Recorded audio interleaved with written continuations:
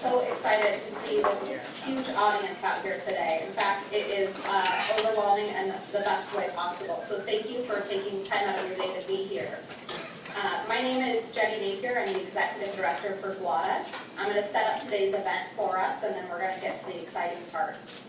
I'm going to do a quick introduction, go over a few features of GWATA, and then we're going to have Allison Williams moderate this panel of outstanding entrepreneurs until 8:45.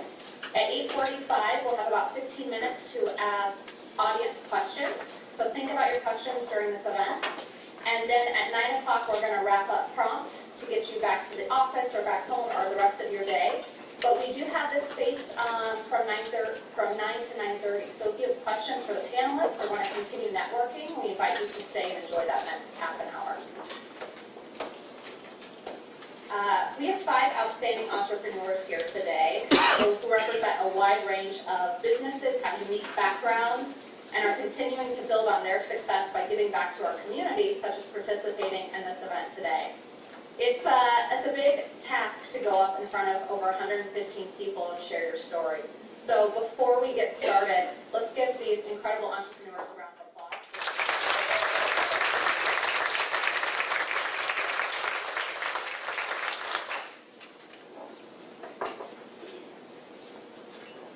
As part of our commitment to the Women Rule the World panel, we also got services from local women entrepreneurs. Julie Burdick, if you want to stand, so she's going to Austinson from the Summer Root Baking. She's been going back and forth, but we want to thank both of them for providing services for today's event. We couldn't be here today without the support of organizations like the Port of Chelan County and the Port of Douglas County. They are instrumental supporters of GWATA and what we accomplish here in our community. Today we were also honored to have the support of the Wenatchee Business and Professional Women, who helped make this event accessible to their membership base, and Wenatchee Valley College Center for Entrepreneurship. So before we get started, I just want to do a quick introduction to GWATA and what we are about. Let's do an audience pulse. Have you been to a GWATA event before? Raise your hand. Oh, that's fantastic. Well, I want to continue to encourage you to come out to GWATA's events and also encourage you to join our membership. As a 501c3, we have 3 focuses. We focus on technology, entrepreneurship, and STEM education. We have over 100 business members and have 3,000 people attend our events annually. In addition, we're serving as the co-director of the Apple STEM Network, which is something I encourage you to research and plug into. Today, I'm not just here by myself. I also have some of my board representatives, if they'd like to stand so I can recognize them. All right.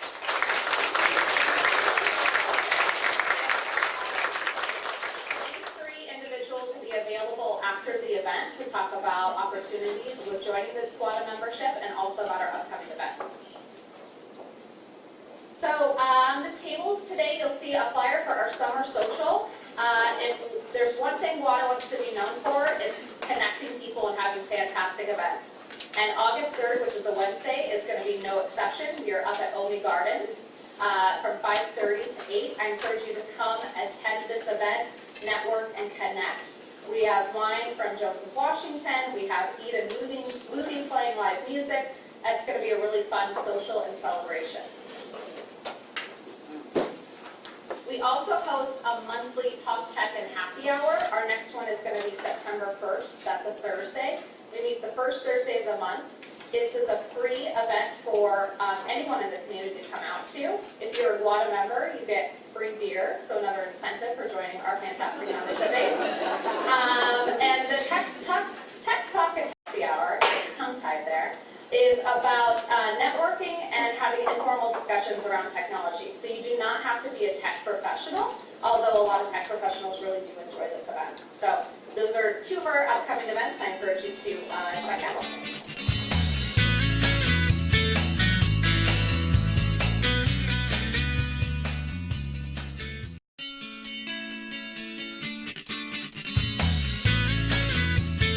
So I'm going to wrap up and get to the exciting part of this presentation.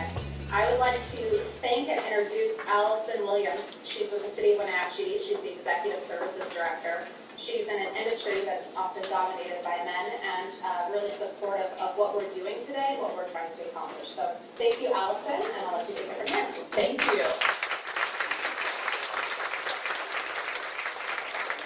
Well, good morning, everyone. We're glad to have you here and honored to be asked to MC this morning. We have some wonderful supporting sponsors and a great panel for you today. Before we get started, I just wanted to take a moment. In this community, we have wonderful women who have made a huge difference in the life of our community and what we do, and just wanted to recognize the passing of Melissa Hernandez. She was a most amazing woman beyond many challenges, and what's wonderful also about Melissa is her supporting husband, Jesus. And so would also like to recognize the men who are in the room today. All good women have strong men or good partners, and vice versa. So it takes a village. So getting started this morning, we have our wonderful panel. On the table, you have the biographies that were developed for each of the panelists. And we asked each of them also a question that will further be a part of their introduction. So first we'll introduce J.C. Baldwin. She's the CEO of CPC Technical Support. And when asked about her first success, she said, "I feel successful with continuous progress. I would define my success as what I've learned through the years and how I've used that knowledge when circumstances arise or change." Next we have Wendy Lopez, owner of the Entrepreneurial Source. Wendy said, "Franchising was a completely new industry for me. About 6 months in, I was asked to speak at a business class at WSU, and midway through the class, I realized that I had the answers to the students' questions. It was then I gained my confidence as a coach and started to find real success." Next, we have Kelsey Dew. She's the owner of Dilly Deli and just started with barbecue with her husband. And she said, "When you are doing things and working hard, you don't think about the fact that you might be successful. You are just working to get through the day. My first success has been Dilly Deli, and when I was nominated for the Wenatchee World's Top 30 Under 35, it felt like I was on the way to being a successful business owner." Next, we have Brianne Bertreat, owner of Merriment. "My goal at Merriment is to make hosting easier for people so they can come and celebrate with those they love more. The first month we opened, a customer came in and said she was hosting Mother's Day and feeling overwhelmed and stressed by it. Her goal of making women in her life feel loved and appreciated seemed impossible because she had no idea where to start. Together we came up with a theme and found several items that had a great impact but were not complicated, expensive, or difficult. She later shared that it was her favorite Mother's Day yet, and her mom, aunt, grandma were so happy and joyful all day. This has since happened many times at Merriment, and every time I'm so thankful because I feel like what I'm doing is working and I'm on the right track." And finally, Rosa Cruz. Rosa said when she was first starting out, she worked with a business coach to create a one-page business plan. Her coach pushed her to create challenging yet achievable goals. One of her goals seemed to stretch for her, considering she was only working her business part-time. She had no clue how she was going to reach her financial goal, since it was 5 times her current revenue. But 5 years later, she surpassed her goal. She knew she was on the right track, and her confidence as a business owner grew. So let's have a hand for our...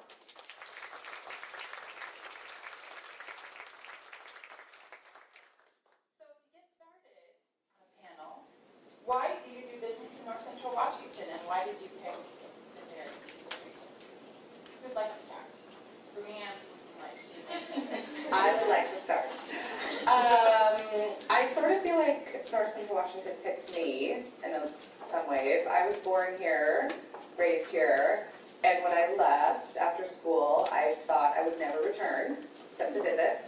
And after 9 years of being in the Seattle-Tacoma area, my husband loves Wenatchee, so his job ended up bringing us back here. And I'll be honest, I came I came a little bit kicking and screaming. I had just accepted this amazing job with World Vision, and I was not sure how I would fit in Wenatchee. We didn't have kids. And it took me a few years, honestly, to feel like Wenatchee was home again. In opening Merriment, my decision to open here obviously is because this is home. I can't ever imagine us being anywhere else. I want to have roots and ties here. But also, I think that the barriers to opening a business are fewer here. I think it's easier. The idea of starting a business in downtown Seattle is very overwhelming to me. The cost associated with it, getting your word out, the competition, I just think it would be more challenging. In a smaller community that's full of supportive people, I mean, look at all these people that want to support women in business. It feels easier to do. So it felt like I could make that transition easier in Wenatchee than I could somewhere else. Any of the other panelists?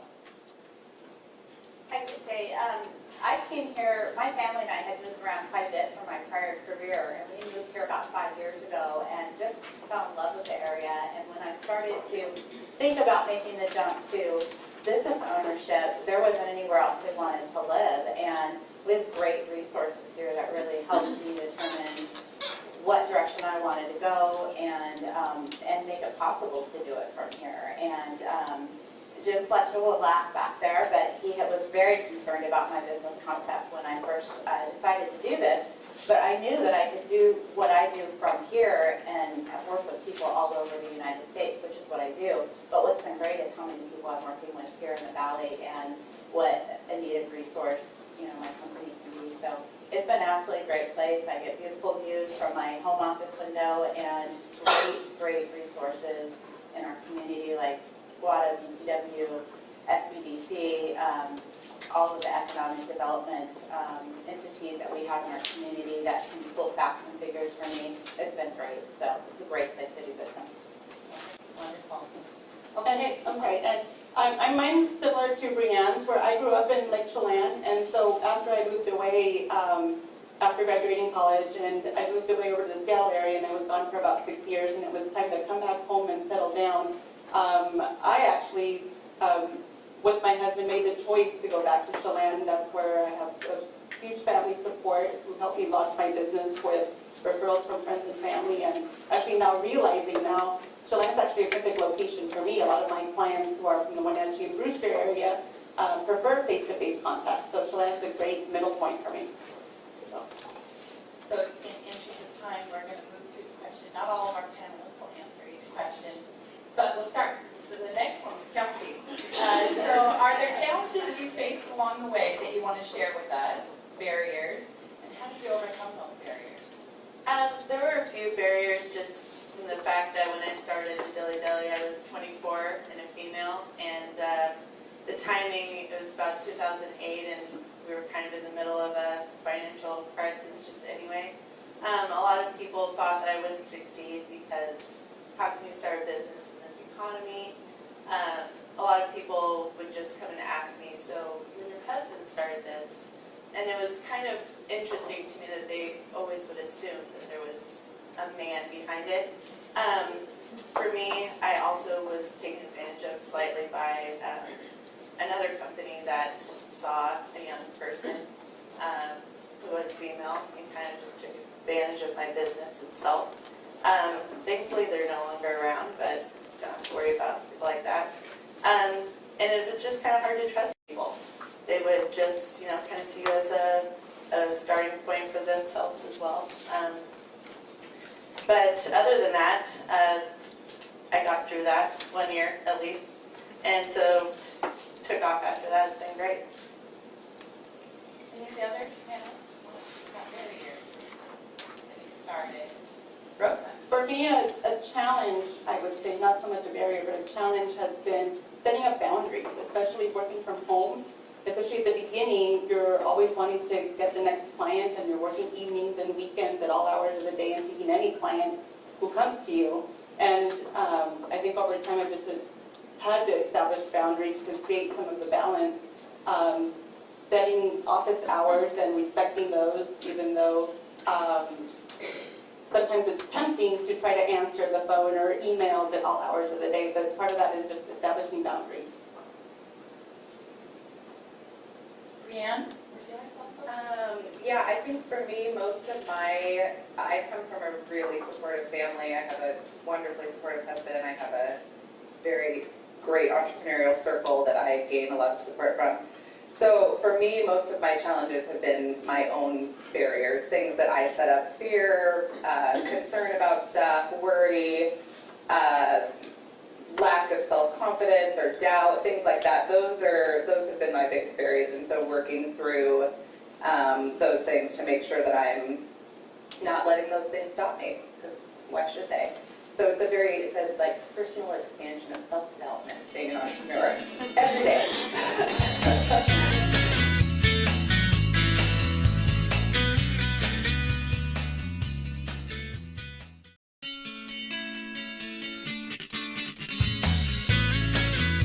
So this is always a question, important question for women as well. How do you find balance? So JC, you wear so many hats. Tell us. Yeah. I kind of overachieved because I answered a lot of these before I got here, so I have notes. And Jenny explained to me that I did way more than I needed to. But I'm not quite sure what balance is, to be perfectly honest.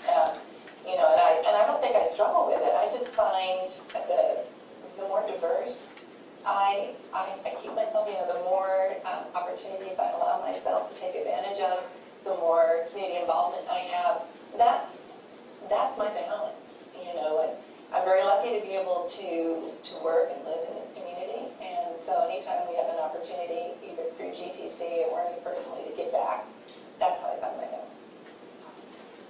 I would say that for me, the balance that I get is just kind of finding a few moments for just yourself, even if it's just driving from one place to the next. Having a no cell phone day on Sunday, we do that a lot. Just even finding friends and people that are like-minded, having a social network where people understand your challenges and are there to support you as well. I have a lot of great family and friends that are all entrepreneurs as well. And it's just really great to get together and just say, okay, what happened this week? What's going to happen next week? Where do we go from here? Just finding that balance there. And doing something just for you. I tend to run a lot, and that's kind of part of my own Zen moment. Wendy, I will say entrepreneurship actually has given me more flexibility and balance than I ever had before working a 8 to 8 job in my prior career. And when I looked at this business, one of the reasons I chose to do the business I'm doing is so that I could have that flexibility. I wanted to be available to my family and have control of my schedule. So I feel very fulfilled. I have my work hours. I have my family time when I need it. I definitely do a lot of volunteer work, and that's very important to me. So when I designed this business, I designed it for my lifestyle, and I think that's really important and something that women tend to forget. And I believe we can have it all. I think you just have to take a step back and take a look at it and make sure that you're doing the things that are most important to you. Learning to say no was hard for me. I had a great boss once tell me, when you're doing volunteer work, do something good for your business, do something good for you personally, and I try and live by that so I don't spread myself too thin. But I think it's about managing your schedule, and I'm allowed to do that owning my own business, where when I had a typical job, I didn't have that availability. It was set for me. So this was the best decision for balance for my life and family that I could have made. Brianne, how about you? The whole concept of balance sort of makes me laugh. It was funny that we all laughed about it. I have a 4 and 7-year-old, and I have a husband that works long hours and travels, and so balance isn't really something that is always realistic for me.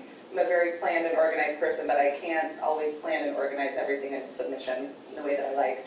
So I have found, I certainly do intentional things every day that bring me joy and help me feel centered. I try to work out, I spend time with my family, just focused on them with phones off. I like to write and journal, so I do things that are intentional. But I've also found that usually when I'm feeling really unbalanced, if I change the way I think about the situation, I feel more balanced. So I try to look at what am I learning in this chaotic situation that's kind of maybe stressing me out that I can apply to something else. What's any happy, joyful thing that's happening in the chaos? And by changing my thoughts, I change my feelings about feeling unbalanced. So I try to focus that internally because I can't always control it. Great answer. So, Rosa, we'll start with you on the next question. Why do you think there are so few female founders, and how should we encourage more entrepreneurs as women? So I think there's a lot of fear for women wanting to go into their own business. There's fear of insecurity, fear of failure, especially knowing the statistics that 50% of businesses fail within the first 5 years. And possibly lack of confidence or lack of money, especially if it's not a service business, if they need capital to buy equipment and inventory. And also possibly fear of burnout. Like we've all mentioned, it's a lot of work. You're wearing many hats, and there's never really a time you really shut off your business because you're always thinking of the client or the project or long-term, what the plans are, what the goals are, things to do. So you can never really turn it off being an entrepreneur. But I think part of overcoming that is just having self-development, learning about businesses, learning about operations and management and planning ahead. JC, you wear a number of hats, including the Portland County Commissioner. So your answer to the question about encouraging women entrepreneurs is right as well. I guess, and again, I'm just looking at my notes because I think we're all going to have the same answer, and it's just not being afraid. Being more afraid of regretting not taking a chance or an opportunity rather than being afraid to try. That would be my only comment on that.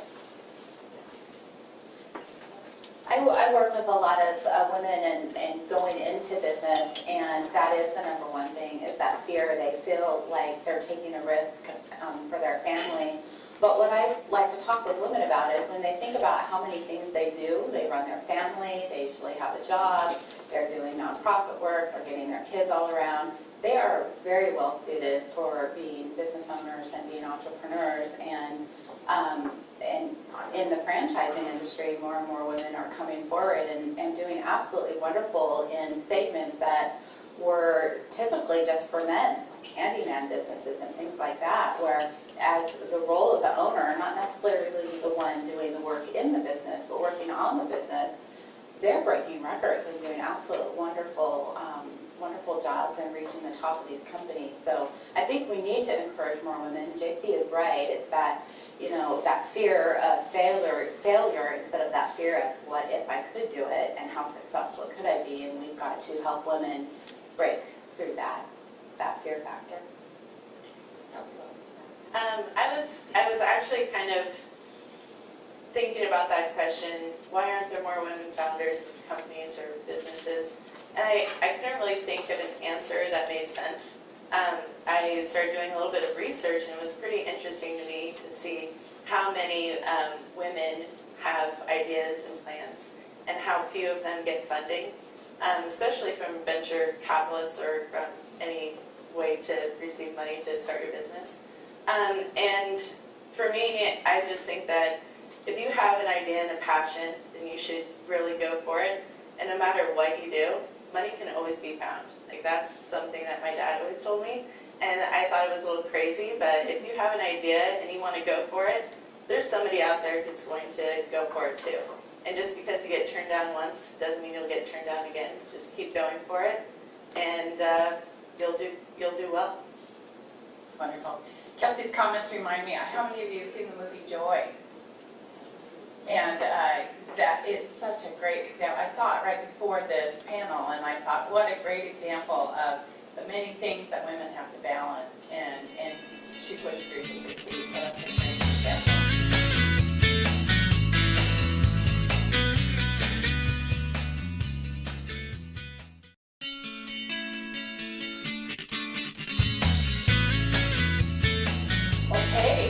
what makes you unstoppable in pursuit of your dreams? Brianne. I think that for me, JC kind of mentioned it, Wendy too. For me, when I'm 108 and looking back on my life and what I've accomplished, what I've done, because we'll be living, I mean, yeah, that's a long time away. Well, science is going to catch up. I don't want to, I know that my regrets will not involve my trying and failures. I know that my regrets will involve the things that I didn't try, the dreams that I didn't try. So I have a lot of different dreams. They involve all sorts of different aspects and areas of my life. And there are times where I'm like a bulldog toward them and times where I simmer back and let them rest for a while. But for me, I'm completely motivated by this is my one beautiful life. And so what am I going to do with it? Am I going to look back and say, oh shoot, I was really worried about failing when I opened Merriment, and so I didn't open Merriment, or am I going to look back and say, that sucks, I failed, but here's all these lessons I learned, and this is what it evolved into, and so I know I'll regret the not trying more than the trying and the times that I've failed. So that's kind of what in the back of my mind always keeps cycling, and I go back to when I feel like my dreams are something's stopping them. So. JC. How many of us have love-hate relationships with our mothers?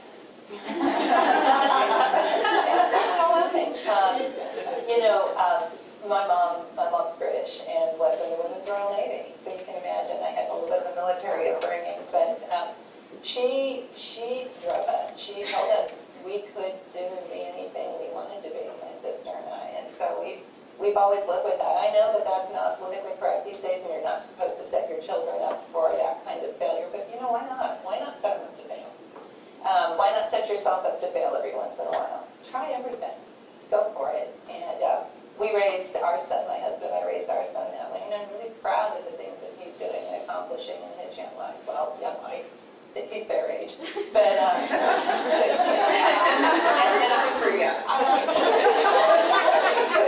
but I'm learning. I learned from him. I'm learning a lot today from these women on this panel. So I would just say go for it. If it's something you want to do it and fail. What would you add? And I think part of being unstoppable is, for me anyways, is realizing my strengths and weaknesses and being able to play up to those strengths to make myself successful. Why even try the weaknesses when that's not my strength? And I mitigate that by surrounding myself around with people that can help me with that and make that a strength for me. So for me, it's just having the strength work in my favor. I think I did the same thing for 25 years. I had, very, very good, strong career, and it was time to take the risk and break out of the box. And I knew I was strong and tenacious, and I think you've got to be coachable. I'm learning new things every single day about my business, about my clients, and I've got a hunger for more information. And I think you've got to approach things like that. And I think because of that, I will continue to grow my business. And I'm really excited about what I'm doing. And I think that's what makes me unstoppable. Kelsey?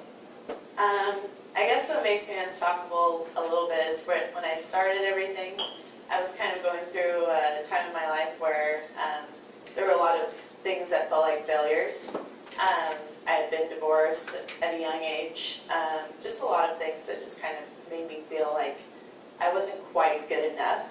And so that I channeled all of that aggression and feelings into thinking I can prove myself.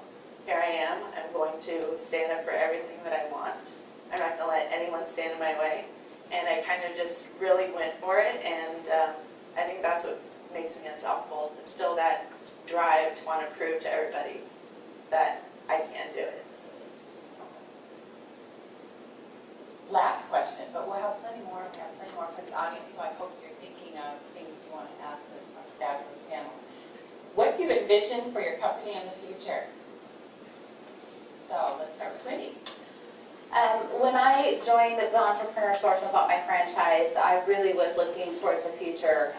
I know me and I knew challenges, what those would be. So this last year, I brought on a couple coaches, and I'm working towards becoming a regional developer, which means I'll be the coach of the coaches for a large region within the next couple of years. So I see myself continuing to grow from there, and I'm looking at all kinds of different business opportunities to really grow my business for my family over time in the next few years. And my husband's been gone for 5 months, and boy, do I have some ideas for him when he gets home. So, now I want everybody to be an entrepreneur. I think it's the way to go. So I definitely have plans for growth. Well, I'm a CPA, and so my busy season is always January through April, where I work nonstop hours. And going back to the balance question, which I didn't answer, for me, I'm still trying to find balance because that time of year is always so crazy and hectic. I always thought that finding balance always meant giving equal things equal time at the same time. And now I think I'm slowly realizing that, like Oprah said, you can do it all, but not all at the same time. And so for me, I work a lot January through April, but then the rest of the year I have that balance for my family and my personal life. So over the year, I find balance. And so I think that's really more what I'm trying to work towards.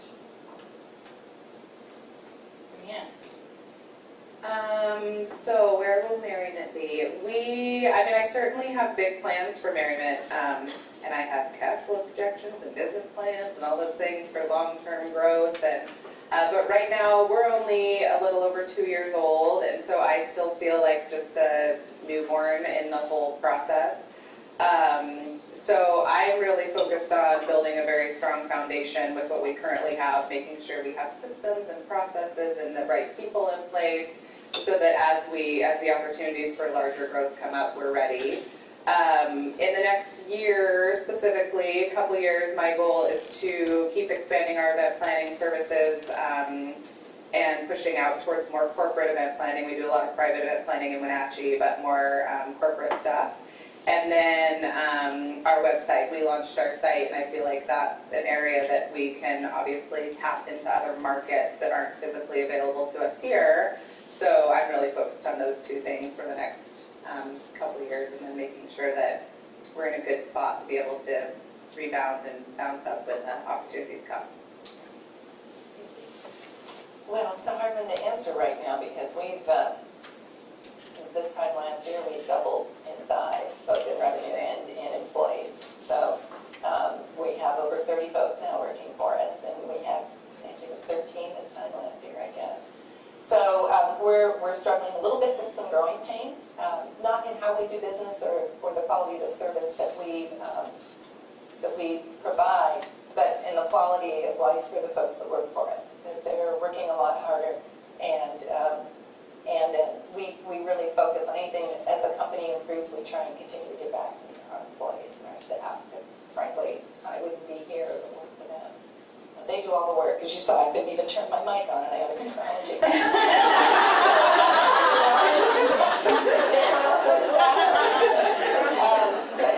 So it's very neat. I come in very soon.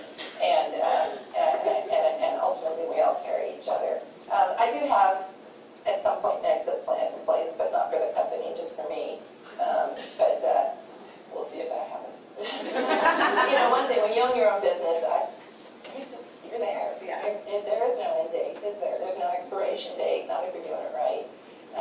You just keep going and growing and doing the best you can for the people that made it possible for you to have. Kelsey? I would say world domination.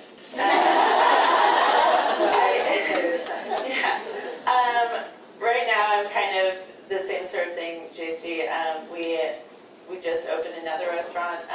It's 3 weeks old now. And just figuring out what my actual role is as a business owner now. I used to be very hands-on in the kitchen, working day-to-day with everybody, and just kind of realizing that maybe isn't where I am anymore.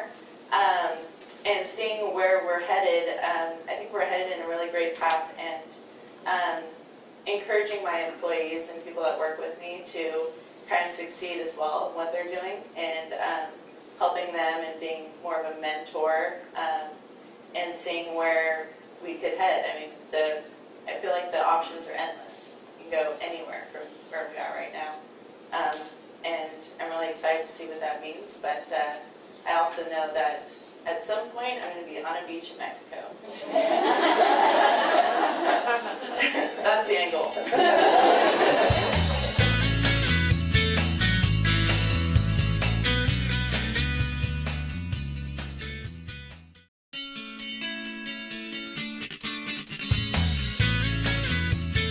Well, wonderful panel and wonderful hearing their stories. And I don't know if you all saw the recent Seattle Business Magazine, full of amazing women, just like our amazing women in front of us.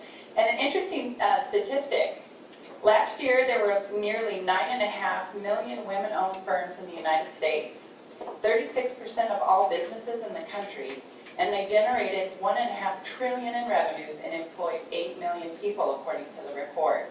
Between 1997 and 2015, when the number of businesses nationwide increased by 51%, the report says the number of women-owned firms increased by 74%. So this is a power. When we talk about women rule the world, it's a power to be reckoned with. And so our community's ability to encourage and support, so wonderful to hear about the support received is amazing. And so now we're going to head into questions from the audience. So I'm sure there are some. Linda Hicks. So something consistent with women or men-owned businesses that I hear a lot is there's a lot of things beyond your control. And how do you prepare for those times when sales did not reach expectations, when climate or world order or recession hit you, and financially it's a challenge? How do you encourage people to get through that, and maybe how do you plan for that? You really have to be able to make sacrifices in your own personal life. You want to be able to be there for your employees and make sure that their lifestyle doesn't change too much. I mean, there's always going to be drawbacks here and there, but don't let that discourage you. There's a month where your sales aren't where they were the month before. That could be for a number of reasons. Don't let it hit you in the way of thinking, no one's coming back, no one's going to be here again. You just have to keep plugging away, be happy, treat every customer the exact same way, and just be that's what I'm looking for here. Kind of, don't let anybody feel like you're not doing well, I guess. It's kind of, nobody wants to be part of something that's not a success, but to kind of always give that allure that you're doing well and just keep it all together. Yes. I can answer that too. I think it's really important to be the cheerleader for your company when everything else is kind of, seems like it's falling down around you. We talked a lot about failure. That's always there. That's always looming. And, you know, we've certainly had our ups and downs. We've reinvented ourselves multiple times at GTC, looked at other opportunities for providing services and branched out beyond our original niche market. So you just stay flexible and dynamic and for us ultimately it's keeping everybody there, keeping everybody still employed and going. So you just do whatever you can to make sure that's possible. It's hard to answer, Linda, because sometimes the answers just kind of come to you naturally, or they just sort of fall into place. I hate to say that, but they do. Things just occasionally just fall into place and work out. Any of the other panelists want to answer this question? I think part of preventing, or not preventing, but mitigating or lessening the effects of those types of events is just kind of planning ahead, thinking of threats and how you can prevent them or work around them. If you come up with a plan, like an emergency plan, like especially the wildfires last year in Chelan, that affected a lot of businesses. Basically for a month, more than a month, their sales were down, and a lot of it, some of them hadn't planned ahead, but those that had the adequate insurance in place and the documentation in place to provide to the insurance companies, and still being able to keep their employees paid for during that time that their time was really slow. So a lot of it is just kind of planning ahead and thinking of the worst and trying to prevent it with however you can. Other questions from the audience? Yes.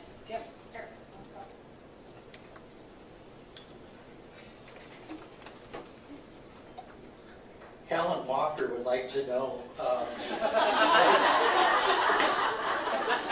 what advice you might have for men that would make it success more achievable for women-owned businesses. That's a good question. It's a loaded question. Don't look to me to answer first. I think just supporting the women around you. I mean, I think the men that came here today that recognize that they're learning from a panelist of entrepreneurs, we all happen to be women. It doesn't change the fact that we're all business owners and entrepreneurs. So I think being intentional about supporting women that are in business, supporting women-owned businesses, supporting the women around you that are, you know, striving for goals, whether it's their own business or in their work or whatever, and encouraging and just being supporting them and being intentional about it, not just, you know, making sure that you're making it happen. Others, good I thought I would just chime in and add, I think changing the language in our culture and the way we talk about things. I thought Kelsey brought up a great point when someone asked about her business and they said, well, where's your husband? Right, so being conscious, all of us as women and men, about how we frame questions and think about our businesses and our entrepreneurs, and not making those assumptions that if it's a restaurant, there must be a male chef in the kitchen. Yeah. Right? So I think that would be my 2 cents as well, is us supporting that language change. That's interesting, Jenny. I'll just really quickly see. The first year that I was open, so my husband is a huge support to me, there's no doubt about that, but I am the one that runs and operates Merriment. And I would always say we. I would talk about our business, my business, as saying we, and like the decisions that I was making, I would always say we. And people would always ask, well, so who's your partner? I'm like, oh, well, no, I don't actually have a partner. Because I had to reframe my own, or change my own language about it, that this is my business, and it's okay if I say I, and it's my decision, and it's my plan. Of course, I have employees, and we work together, and they're a part of the team, you know, no doubt, but changing the language, I think, is important. Or you have a first name like JC, and all your business is virtual. Out of 60 clients, I think I've only physically seen 12. We recruit them, sign them up, support them, and they have never seen even our location physically. And they naturally assume JC's in Hannah. So it works out pretty well for me. Lots of fun. Nancy always knows when someone calls in, if it's a solicitor, they ask for Mr. JC Baldwin. And so, yeah.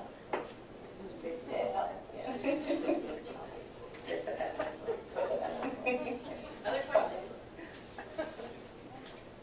So you all spoke quite well about the importance of the employees, and they really did help drive your business. I think another important topic that you brought up was community, and how the community support is critical. So I guess my follow-up question to that is, where do you see this region, your particular community, in 5 or 10 years, and how do you see that evolving to support your individual business? I guess I can start a little bit on that.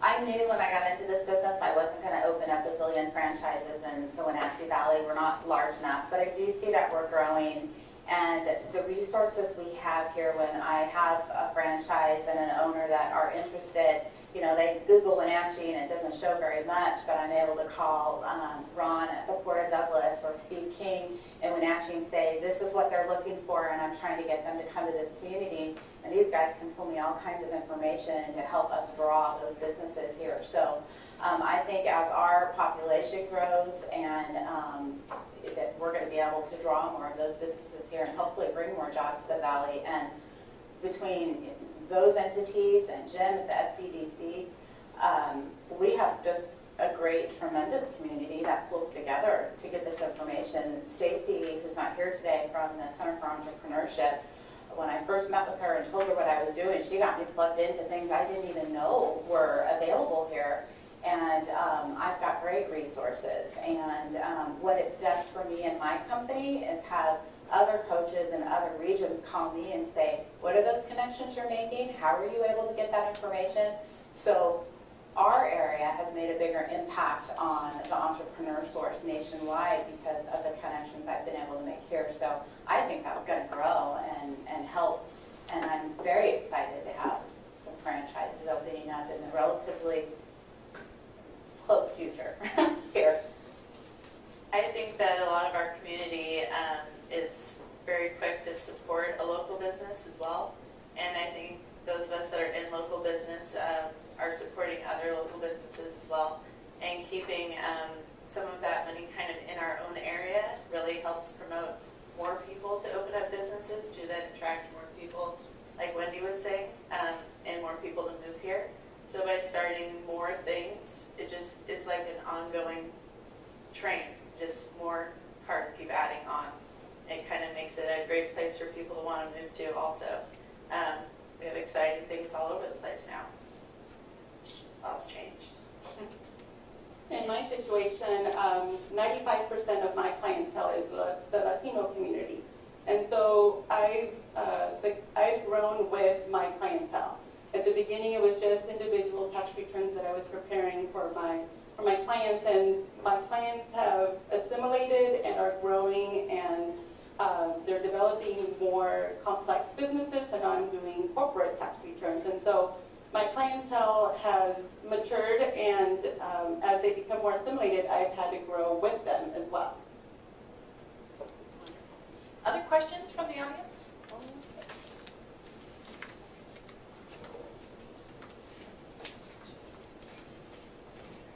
It sounds to me like several of you have many employees. One of my responsibilities at my business is holding our Tuesday morning team meetings. And I'd love to hear what your ideas are for making your team meetings fun. I can answer that. Although ours involve a lot of training. We hold, in fact, we have one tomorrow, we hold company-wide meetings every 3 weeks, mostly for training. But it's required, it's mandatory that everybody be there. In fact, we actually write them up if they don't show up. So it's that important that they be involved. One of the ways we make training a little fun is we do a Jeopardy. We pop Jeopardy up on it. It's a tool used, we found through some of the high schools. And so we'll set up clients or generic questions in terms of different kinds of tech support. And then they get the techs get to win candy bars, but nothing too great other than the fact that they get to show off about how much they know. So they play Jeopardy for usually the last half hour or so of all of our meetings. And occasionally, we just don't train at all. We had class with a glass, minus the glass, come in. Think about this time last year, the whole set of easels and the whole company did Seahawks, which we figured something that a tech would like. We didn't think Monet would make it. So we went for the Seahawks and they like that. Or we bring in, we'll bring in someone to speak. We have recently I'm trying to get the name of it, but active shooter training that's being done by the Wenatchee Police Department. We had them come in and one of the sergeants came in and did an hour-long seminar on how to act in active shooter. One thing that's kind of fun to do is have everybody write down an answer to a question and put it in the middle, and then have somebody draw it out and try to guess who answered that question. Kind of is an icebreaker for some employees that maybe that don't work together all that often. But it's also kind of a fun thing to say, well, who would say this? You know, and that's kind of a nice way to get to know each other. Other ideas from the panel?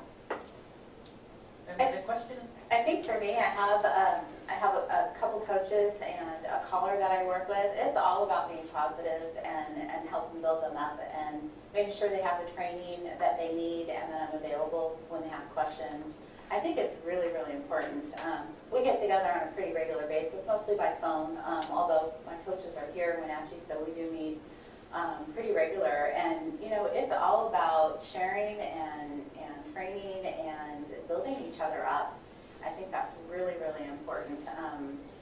My caller came to me, she's actually in New York, and really low self-esteem. It was really building her up, and she's just really successful, and I think a lot of people need that time to be built up and find success. So it's important to help your employees find success. I'd also suggest going to the Humane Society and getting an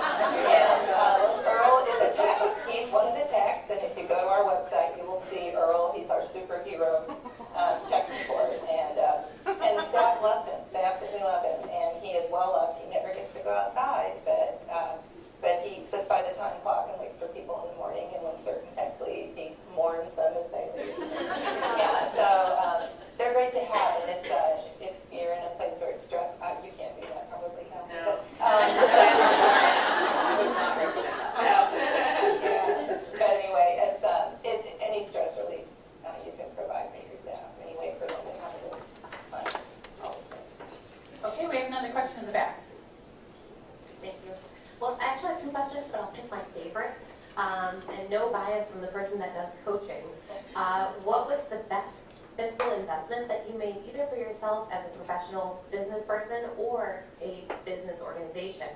And the things I'm thinking of are like, personal coaching or business plan writing, or if there was a certain contract that you outsourced. So what was the best fiscal investment that you made that really, really helped you?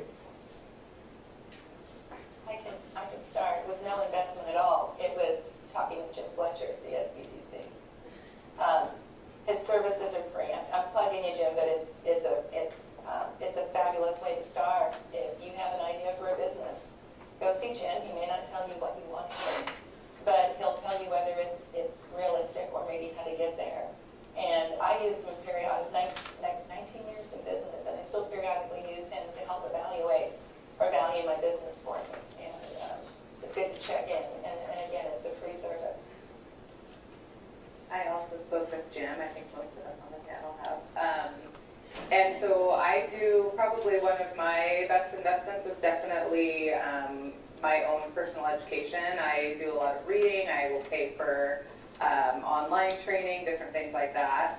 But I also, for me, having a really good accountant is a huge, I trust that my taxes and my payroll and my numbers are accurate and making sense. And so that is a very willing check I'm able to write every month. Yes, Kelsey. Oh, well, I guess for me, we had to do some construction, and using the City of Wenatchee Building Planning Department as a resource was huge, and also paying for permits that you may or may not need, but getting all of those things put together and getting the information that you need is huge. So for me, the best investment that I made was doing my research, and also taking the QuickBooks class. It's a small amount of money to pay, and the knowledge that you gain from it is huge. It really does help you, even with just your day-to-day life. If you don't have an accountant, which I do have an accountant, but I do all the payroll, all my books and everything. And so that was huge for me too. For me, there were two things. First was buying my franchise. Was awesome. I bought a system, and I could not do all the services they do for me on my own. So that was the number one. Number two is definitely CPA. He keeps me, within the law and takes care of all those things. I think it's important to make an investment in those things that you're not really good at, and I don't want to do that. I don't want to mess with the accounting. I like to have someone else do all that stuff, and he keeps me straight. So that was very, very, very important, and that's something that I tell everybody I work with. Make sure you get a good CPA and get that as you are starting your business. And then, of course, Jim, he was a huge help when I first started this and didn't, I had a lot of risk, wasn't sure what I was getting into, and he didn't tell me what I wanted to hear at first, but, he was a huge help to me. So thanks, Jim. For me, I think the biggest benefit that I get is from my investment in my courses and my continuing education in self-development, whether it's the online courses or just business books or classes that I have to take, so that I can learn more about my clients' industries or just different accounting practices that I can follow and use in my business. Okay, and I saw one final question here, since we're getting close to time. Okay, I'll make it really easy. As a woman, I think that we tend to follow our gut, maybe more than men do. And so I'd like to hear an instance that each of you made a decision based on a gut call, and what the outcome was. I think a lot of us don't trust our gut, and that's where we fear the failure. Gut calls. I could start with that. It was a gut decision to move forward and buy this business. I really was at a place where I knew I needed to make a change.